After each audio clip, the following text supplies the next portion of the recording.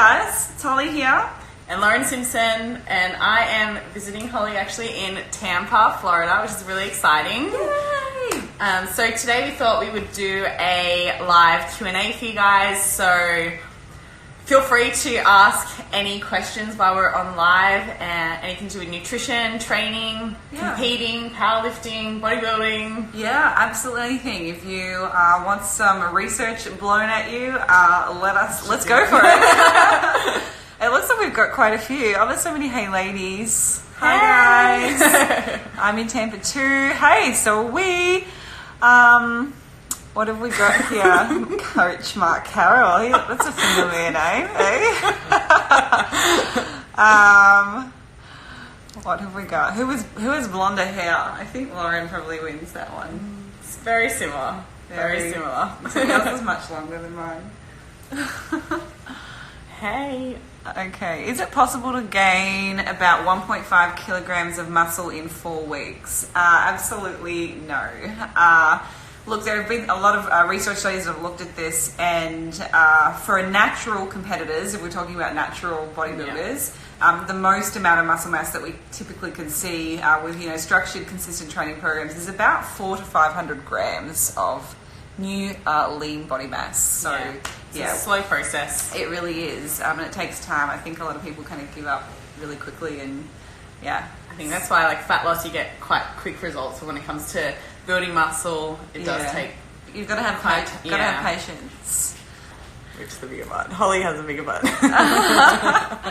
Okay, what have we got here? What is the most important thing you could tell someone who is competing in their first show in 2.5 weeks? I've used y'all's contest prep book. Okay, Lauren, do you want to take point on that one? So someone that's coming into the last couple of weeks of their prep, I think that now is going to be the time where you are starting to probably feel the fact that you are dieting down. You're going to feel a little bit more tired, and you're going to feel exhausted. I think this is the time where you really need to dig deep and kind of reflect back on why you're doing this and your motivation, and the end is in sight. So this is often when I kind of think, all right, like I can do this, I've only got 2 weeks left to diet down, and then it's going to be on show, on stage. And I think this is also a time where you can probably doubt yourself and be like, am I ready? I don't look lean enough, too lean, I'm not ready. But I think just really, it's very cliche, but like just trusting the process, really that's when it's important to have a coach that knows what they're doing, so that you can just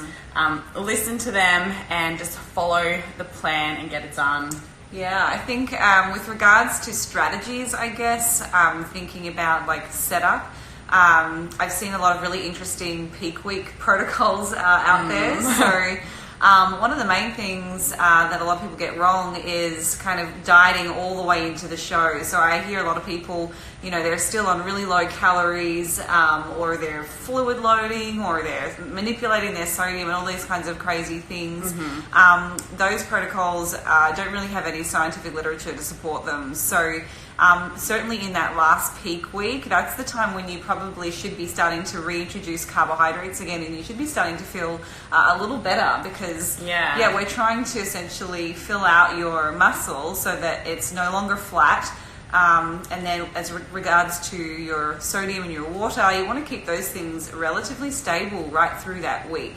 No extremes or anything like that. I think that's where a lot of people go wrong. They think that peak week is the absolute magic, like this is the magic week where everything's going to happen. Like all of your hard work is in the weeks, months prior to peak week. This should be a time where you can really relax and just let you enjoy it. Exactly, enjoy it.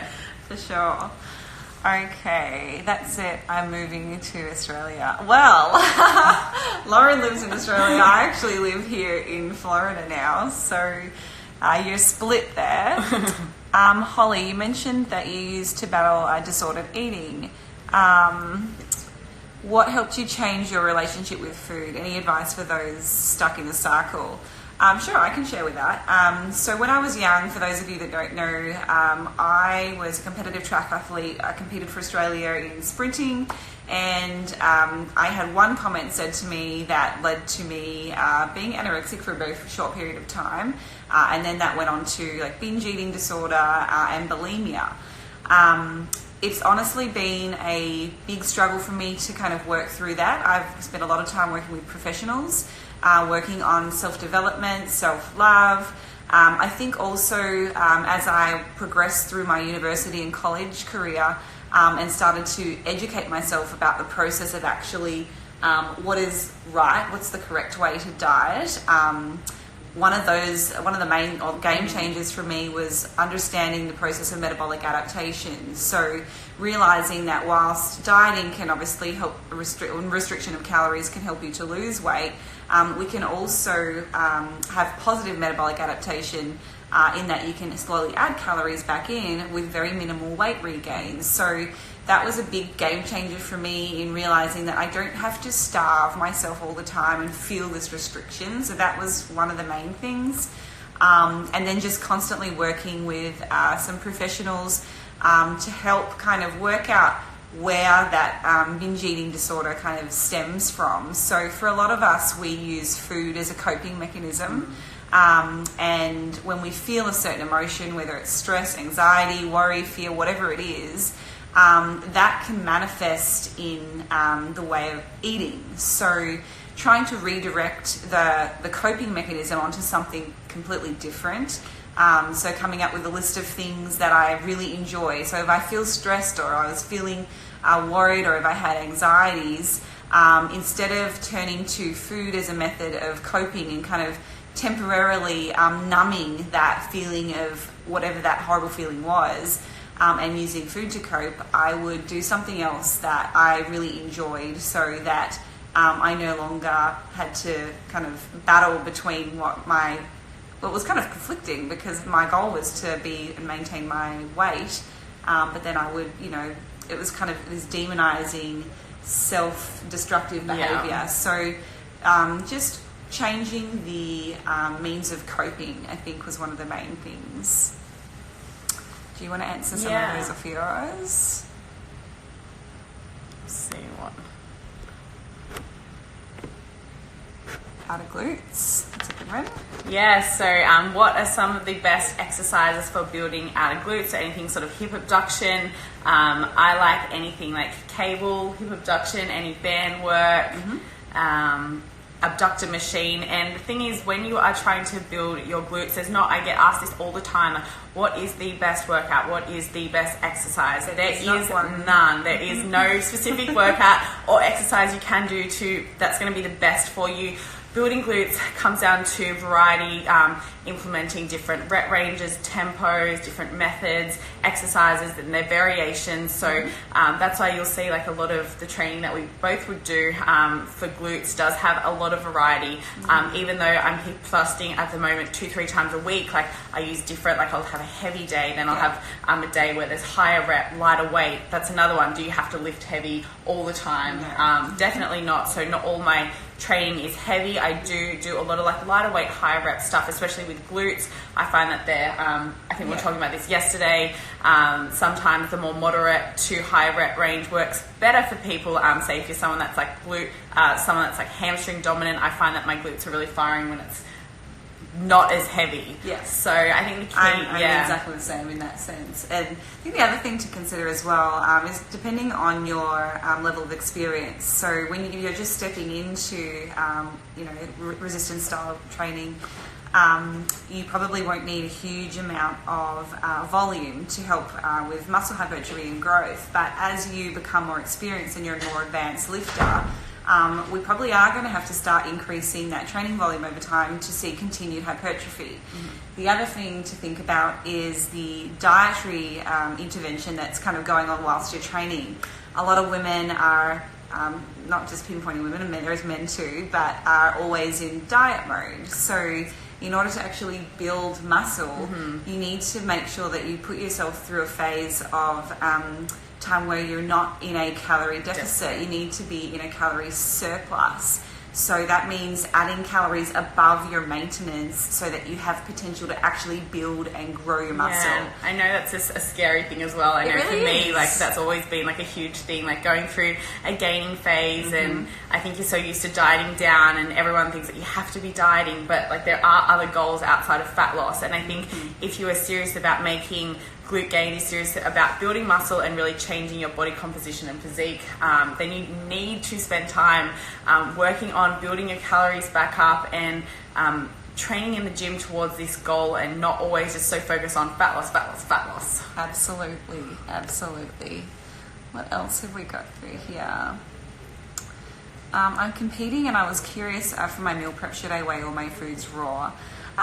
It doesn't really make any difference, like just as long as you're being consistent. Yeah. So if you've got a bunch of veggies and they're uncooked, make sure that when you enter them into your macro tracker, whatever that tracker is, that you enter it in as the raw weight. Because keep in mind, when you cook things, often, it depends on the cooking method, if you're putting it into a heat, there's going to be water evaporation. Yeah. So you're then going to have a more concentrated source of whatever that macronutrient is for the same amount of weight. Whereas if you are cooking something in liquid, like boiling something, it's going to be taking on water. So just make sure that you are implementing into your tracker in the method of cooking, because that will change the nutritional value.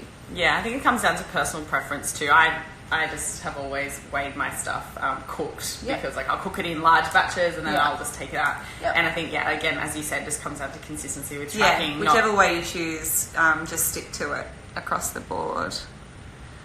I just saw something about Foster's beer. Will you be competing against each other at Worlds? No. So Lauren's actually doing the Bikini Division, which is, I guess when you think about the scale of the different divisions, you have bikini would be the lower end of the muscularity scale. Yeah, so this is WBFF as well that we both do. Yes.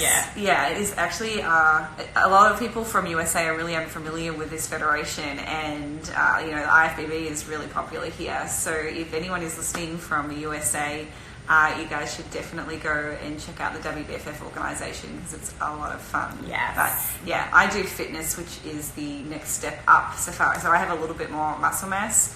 There's bikini, fitness and figure with the WBFF. There's 3 categories.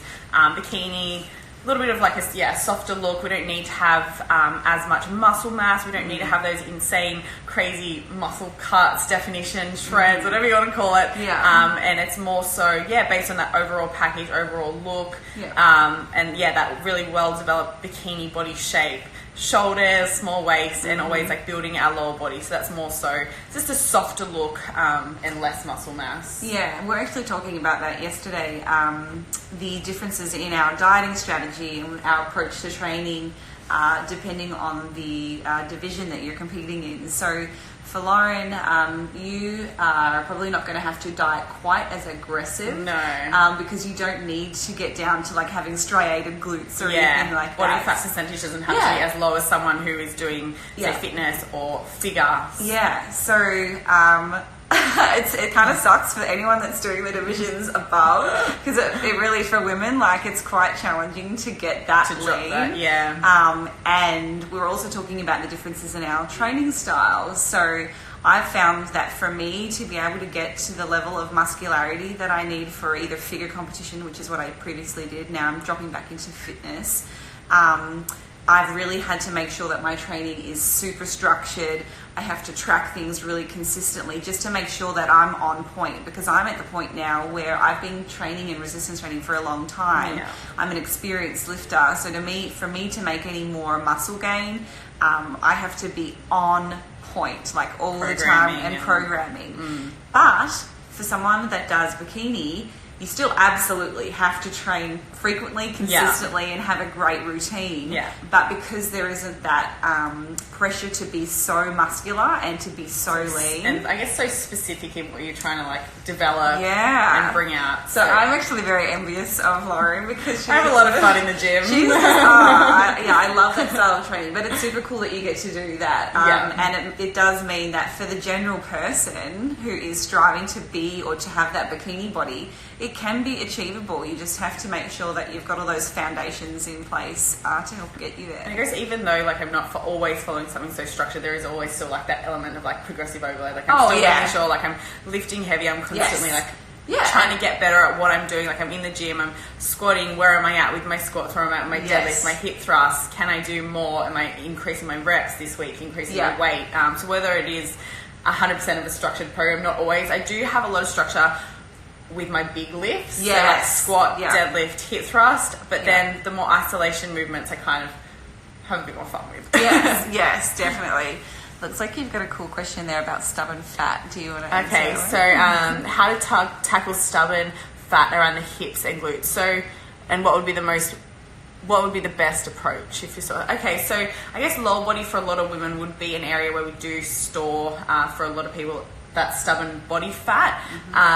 Unfortunately, as we know, we can't spot reduce body fat, so that means I get a lot of questions from you all about how can I lose fat from my stomach, how can I lose fat specifically from my legs, but unfortunately we can't spot reduce fat. So when it comes to stubborn body fat, it is just an area that does require a little bit more consistency, patience, hard work with your nutrition and your training. I think a lot of people actually don't see progress or results from those areas because too often you give up before actually allowing yourself time and your body time to respond to any changes in nutrition and training. But I think, as I said, just consistency with what you're doing, nutrition, being in a calorie deficit, losing fat from all over to then shift fat from those areas. Yeah, I think to add to that, a lot of women will find that, because we do store a lot of body fat in our lower, extremities, hips, glutes, thighs, and less muscle mass or body fat in our upper bodies, when we start to diet, we start to see a bit of a discrepancy in where, things are starting to lose from. And a lot of women will say to me, I feel like I start to get so gaunt in the face, I look bony and, skin and bony in my upper body, but I've still got body fat around my hips and thighs. So I think something that you could potentially do to make sure that you are more symmetrical is that you spend a lot more time working to build your upper body, so building out muscle, filling out muscle, and then when you diet down, and you're getting down to the crux and getting rid of that final little bit of body fat in those stubborn areas, you're actually left with a bit more shape because now you see muscle and it's not just skin and bones. So again, focusing on spending a bit of time building muscle so that you have that really nice symmetrical shape.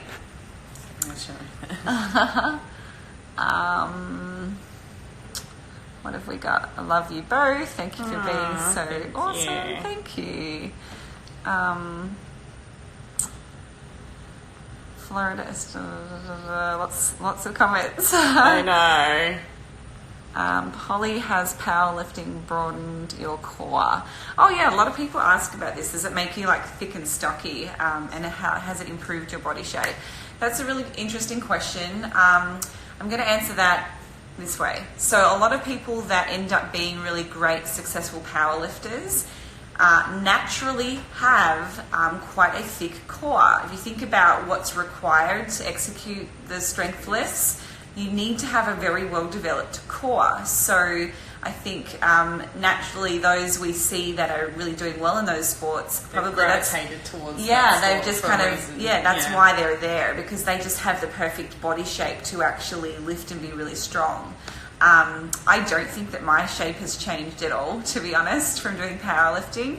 I've certainly developed like my lower body a lot more from performing and lifting heavy, and I've just generally gained more strength. But it absolutely hasn't changed my body structure. It just is what it is. Yeah, and I guess for me, I did a powerlifting meet just 8 weeks out from my WBFF World's bikini show last year, and I know a lot of people say not to lift heavy. It's going to, like, bikini girls can't lift heavy. Not true. But that has been what has really built the foundation of my physique, what has actually given me a lot of shape, and that was the reason why I did do a powerlifting competition, because strength training really, and lifting weights and getting stronger on the big lifts really has developed my body. So yeah, if anyone says not to do it, if you're a bikini girl out there, then yeah, we don't look like bodybuilders. Someone's got a really great question here about the Matador study and diet breaks. So the Matador study, if anyone doesn't know, it's basically looking at methods of dieting that can help mitigate or attenuate losses in lean body mass, as well as decreases to your resting metabolic rate. So in this particular study, they looked at 2 weeks on of dieting followed by a 1 week full break at your predicted maintenance calories. And that was shown to have far more favourable outcomes as far as preventing that reduction in your resting metabolic rate and losing body fat than a continuous diet. So if you are somebody that is dieting and you want to do it in a more effective and safe mechanism, definitely would encourage you trying the 2 weeks on and then 1 week full break. So you don't want to be losing weight during that diet break. You're trying to maintain your weight. And I'm actually trialing at the moment in my own case study 3 on 1 off, because I've also done another study review which was 2 on 1 off, and I want to see the differences and whether that made any change to my resting metabolic rate, to my leptin or my hormones. So that'll be some really cool research that we can present to you guys probably next year. It takes a while to write these up and get them approved. So yeah, that's the Matador study and diet breaks. Have you guys ever seen Crocodile Dundee? Yes. That's a knife. How many days a week do you train? I think both of us probably train like 6 days a week. 6 days, yeah. Yeah. Lauren doesn't do any cardio. I do a bit of cardio because I like cardio. Do you tan? Sometimes. I always get that. This is a natural tan. It is a natural tan. Yes. This is really tan. Yeah, natural tan. What is my body fat percentage in my off season? Well, at the peak of my off season, I usually am about 20 pounds heavier than what I am when I'm on stage, which is about 8 kilos, 9 kilos heavier. So I do put on a little bit more body fat. It's probably more than I would have liked in the past because I have been actively trying to grow and build more muscle. So therefore I have to be in a surplus for that to take place. So I sit at about 19% body fat, and that is using ultrasound method and skin calipers and combining the two results to get an average. So 19 in my off season. Then when I'm on stage, I'm about 10% body fat using ultrasound and skin calipers. I actually don't test my body fat percentage. Yeah. I don't so much rely on a lot of the data during my prep. We just looked at photos and how I'm feeling. But I'm looking forward to actually going into USF tomorrow. Yeah, and I'm going to be getting everything tested, my muscle mass, body fat percentage, looking at hormones, blood work and things like that. Yeah, so we're going to put Lauren through the ringer. She's going to have no blood left. So I will know exactly all of my readings for everything, which will be really interesting for me since I haven't had it done before. Yeah, I think you're actually about to start your conscious prep diet kind of at the end of the week. So right now, Lauren's leptin levels, which is one of the main hunger hormones, we'll be testing that. I would strongly recommend you go and get your leptin taken like the peak week before you start doing your kind of carb loading, and just see how much of a difference it actually has, because it's crazy.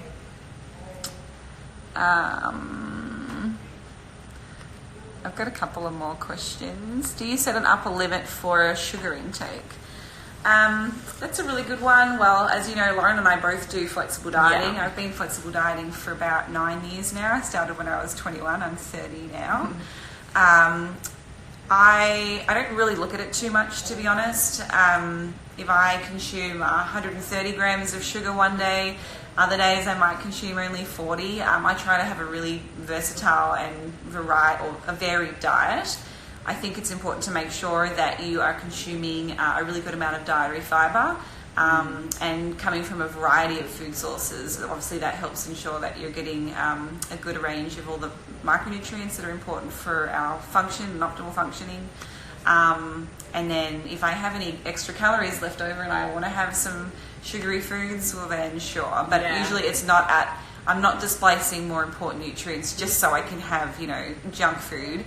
I'll try to make sure that everything is in balance. Yeah, I'm probably a little bit newer to flexible dieting. I come from a bit more of like a typical clean eating background, but a lot of people do. Exactly. But it's great to see the transition. Yeah, and I found that it has really helped with my relationship with food. Definitely because I have come from a background of like severely under eating, overtraining, and a very bad spot when it comes to food. So I found that by tracking my macros and being more aware of food and the fact that you can still eat outside of what was deemed clean and get amazing results, still be able to drop fat while eating foods that you really enjoy, I think that really helps shift my mindset. I probably don't eat that much sugars. I do every now and then fit things in if I want to, or if I'm feeling like it. I eat really good foods because I feel good eating it.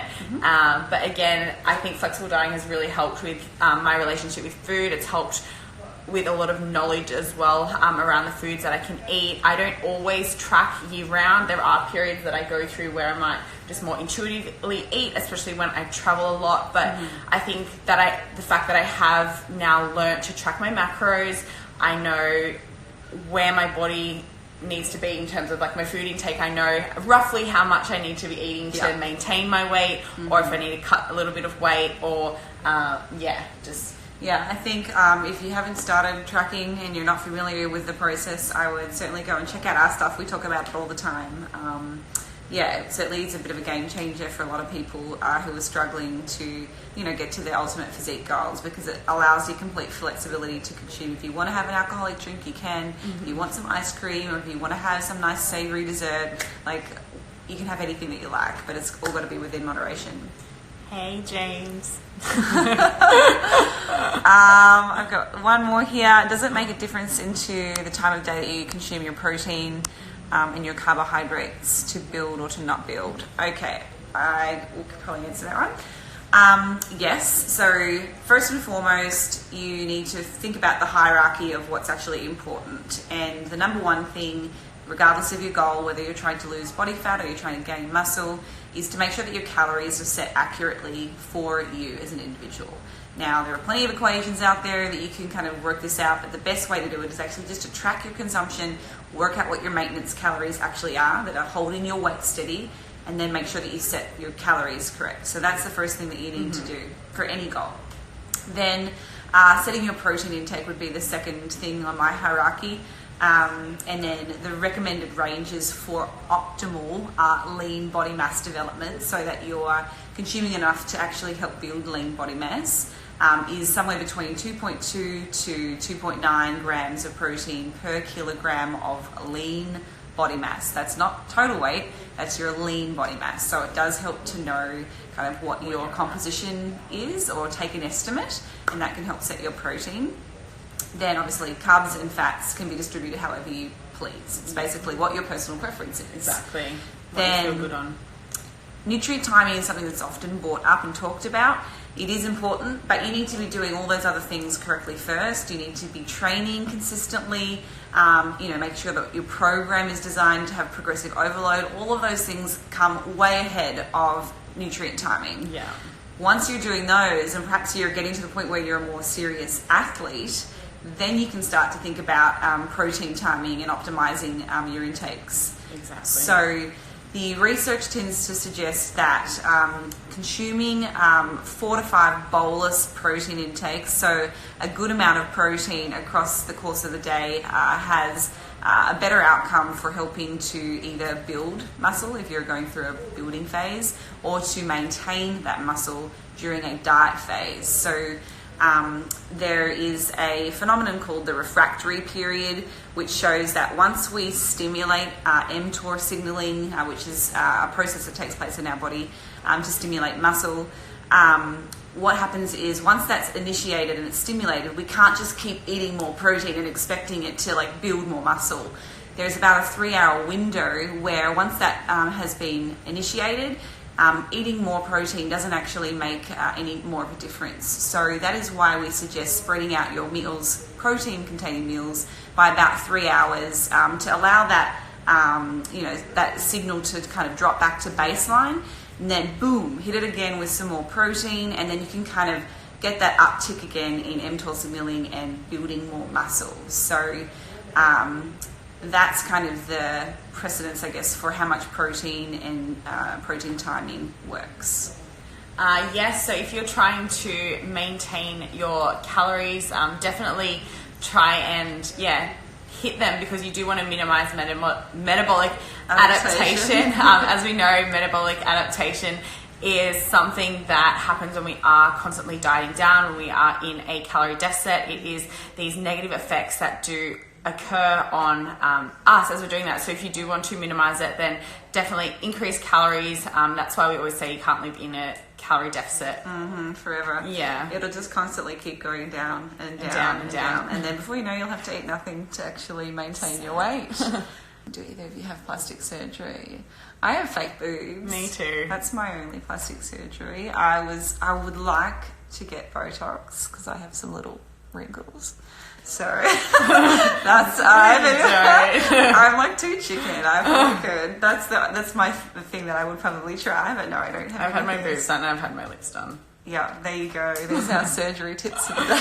I always get claimed that I've had my nose done, Oh, actually. really? Always on here. Everyone's like, Lauren, have you had a nose job? No, you've got like a dainty little nose. When I cut, I sometimes get hungry and I want to eat everything in sight, or I end up eating about 90% of my calories early in the day. How do you manage your hunger when cutting? That's a really good question. Do you want to take one? Yeah, so obviously when you are dieting down, you're going to be feeling hungry, and I think that is just something that you're going to have to kind of accept. But there are definitely strategies that you can implement to help with your hunger levels. Now, if you are someone that, say, for example, you get hungrier later in the day, you're saying that you're eating 90% of your calories earlier in the day. Say you wake up in the morning and you feel like you can push out your first meal, you can implement something like fasting in the mornings. Say if you are being ravenous just before bedtime. So I think it's a little bit about, it comes down to strategy when you are dieting down and having those meals when you feel like you need to eat, not necessarily because you feel like you have to wake up in the first thing in the morning and eat. Different foods, you have to be a bit wiser with your food choices when your calorie budget is lower. So now when my calories are higher, I'm currently on 2,400 calories. I have so many calories to play around with. That's the life right there. But then when I am dieting down, I might be on like 1,600, then my food choices have to be different. I tend to eat a lot more voluminous foods, so foods that will keep me feeling full for fewer calories. So I tend to eat a lot more like salads, a lot more fibrous veggies, and I think my fiber intake is a lot higher when I am dieting down, simply because I need to be feeling fuller. So yeah, just I think food choices need to become a little bit wiser, and also timing of your meals as well. Yep, I think you've said it right there. I've been following my macros to a point, but my body weight has gone up 3 pounds. Any ideas? That's interesting. First and foremost, I would say just make sure that you are absolutely tracking everything, okay? Weighing out all your meals, making sure that you're reading the labels. I would absolutely recommend minimizing your diet products, so like diet jellos, diet soft drinks, or if you are going to consume them, make sure you look at the actual macronutrient breakdown of those foods, because calories, so products that have less than 50 calories per serving, they are allowed to round their calories to 0, even if there are, say, like 10 or 20 calories in that product. So that is why when you're tracking in your meal plan tracker, you're not always going to have your calories aligning with your actual macros, because food manufacturers are allowed to round. The other thing that food manufacturers can do is they can subtract the calorie value from fiber, and they can also subtract the calorie value from sugar alcohols. And yeah, obviously you can be still getting quite a few more calories than what you actually think if you're not reading the labels carefully. What else? That's probably it. Yeah, I'll just make sure that you're watching everything, tracking everything. Like if you're picking at stuff while you're standing in the fridge, like make sure you weigh everything. I think that's like the thing, like a lot of people have bits and pieces here and there throughout the day, and everything that you are consuming is all calories. It's all adding up. It's that mindless eating that you think, I'm just going to have, I'll just have a taste of that cake, or I'll just have a little bite of whatever.